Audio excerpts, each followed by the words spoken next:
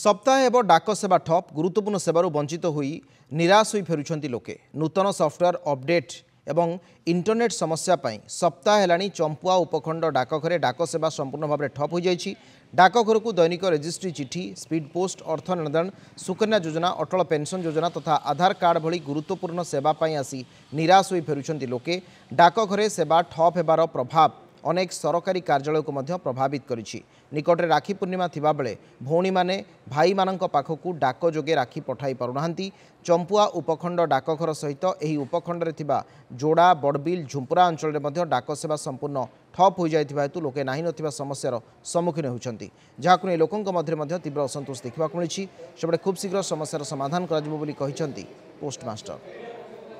एमती speed post करवार थिला राखी शनिवार जेहेतु अछि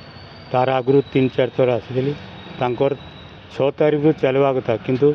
एमती बहुत लोक भी हारासमेंट होती 40-50 जन आसती कई फेरी पार ऑर्डिनरी एमती कि इवन ऑर्डिनरी डाक भी आम पठे पारूना भाई को राखी परदिन अच्छे जेहतु राखी पठार स्पीड पोस्ट करार तो कौन प्रिंटर प्रोब्लेम हो पारानी परदिन राखी जेहेतु आज पठे परदिन पहुँचार आशा से फेरी जाऊे तो कम पैसा नापी पैसा तो नेट पाऊनी 5 दिन है नेट पाऊनी चल देवे नुआ सफ्टवेयर रोल आउट होती 3 तारीख रविवार रोल आउट है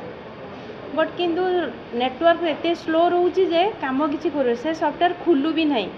आम बहुत कष्ट गोटे दिन कम अल्प किसी करूँ किंतु राति 10टा पर्यंत रहा पड़ा तथापि तार सल्व है नेक्स्ट डे काली आम सल्व कलु बट आज टिके खुली किंतु पूरा 100% खुलू ना।